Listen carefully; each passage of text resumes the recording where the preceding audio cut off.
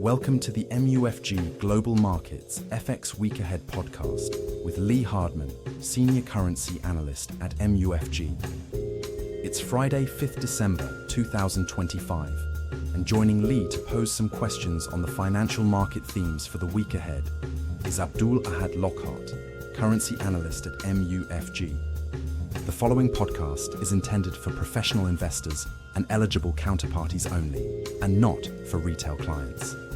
Any content should not be regarded as an offer to conduct investment business or an investment recommendation, but for information purposes only. Hi, Lee. Hi, Abdul-Ahad. So the dollar has continued to weaken ahead of next week's FOMC meeting. What do you think the impact of the Fed's policy update will be on the dollar? Yeah, like you said, we've seen the dollar correcting lower now for 2 consecutive weeks ahead of next week's Fed policy meeting.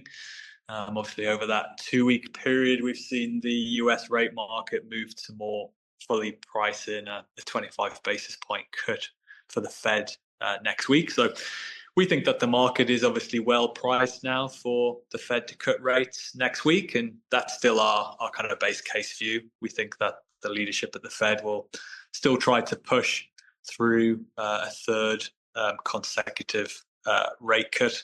Admittedly, we are expecting there to be more opposition to a rate cut next week.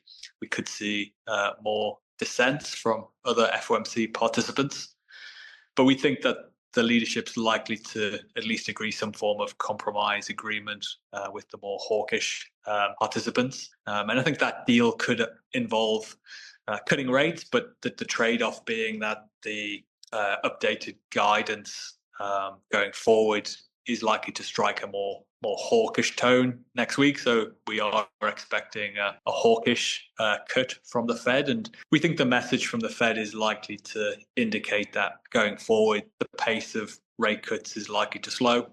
It's very unlikely that we'll see another back-to-back rate cut at the January policy meeting unless the labour market data by that point in time is particularly bad. Obviously, it's still very much data dependent, but I think the Fed would probably like to signal, at least at next week's meeting, that they would like to take a bit more time to assess how the economy is developing before they cut rates again next year. So for the short-term impact, that should help to limit further dollar downside. We may even see a bit of a relief rally for the dollar next week if the Fed does give more hawkish guidance. Okay. So we've also seen that the yen has strengthened this week, driven by expectations that the BoJ will hike rates. Do you think the yen will continue to rebound if the BoJ hikes rates? Yeah, I definitely think that's what policymakers in Japan are hoping.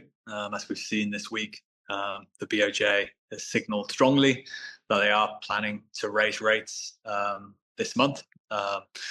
We think that's down to kind of concerns over how weak the yen has been over the last couple of months since Sanai Takaichi won the LDP leadership election and became the prime minister in Japan. It does look like the BoJ has been given the green light from the government to hike rates. So again, that could reflect concerns as well about yen weakness from the government in Japan. So we do think they will hike rates, and reports are also suggesting that they will also kind of signal at the same time that they do plan to keep raising rates next year if the economy evolves in line with their expectations. So our forecast here at MUFG is that we're looking for another 2 further rate hikes next year from the BoJ, kind of sticking to a more gradual pace of tightening, so a hike every 6 months or so in 2026. So normally you would think with the Japan raising interest rates and the Fed likely to cut rates next week and further next year, that narrowing of the yield spread between the US and Japan, that should discourage long dollar yen positions and could trigger a correction lower for dollar yen. But what we've been highlighting on this occasion is that there are also a number of other reasons which are contributing to the yen being weak at this point in time. One is the fiscal risks in Japan under the new government.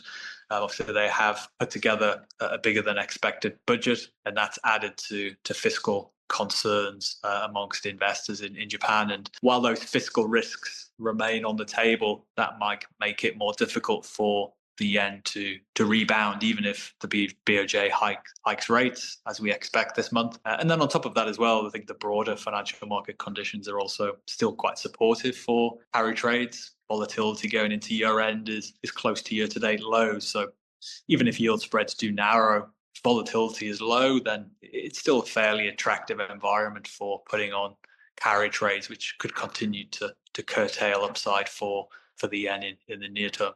I know, Abdul-Ahad, as well, you've also been doing some of your own work looking into kind of valuation for dollar yen, looking at the kind of traditional short-term kind of fundamental drivers. Be interesting to hear your thoughts on how things are playing out recently. Yeah, thanks, Lee. The recent relationship between dollar yen and US Japanese yield spreads confirm a structural shift in dollar yen dynamics. So historically, the pair has closely tracked short-term US Japanese rate differentials, making the 2-year spread a core input in our short-term fair value model, alongside implied volatility, risk reversals, and other macro features. However, since October, our regression models have shown a persistent misvaluation between spot and the fair value. This divergence coincides with a sharp drop in correlation between dollar yen returns and US yen Japan yield spreads. So prior to October 2025, the 12-week rolling correlation with the 10-year spread averaged around 0.43, peaking at around 0.91 in February. Whereas post-October 2025, the average correlation collapsed to just below 0. So with 8 consecutive negative weeks through to present. So we interpret this as dollar yen price action reflecting Japanese-centric risk factors rather than US rate dynamics. This shift is driven by fiscal uncertainties triggered by Sanai Takaichi becoming prime minister and the bigger extra budget. So consequently, the upcoming policy decision from the BoJ and the Fed may exert less directional pull on dollar yen than in prior regimes.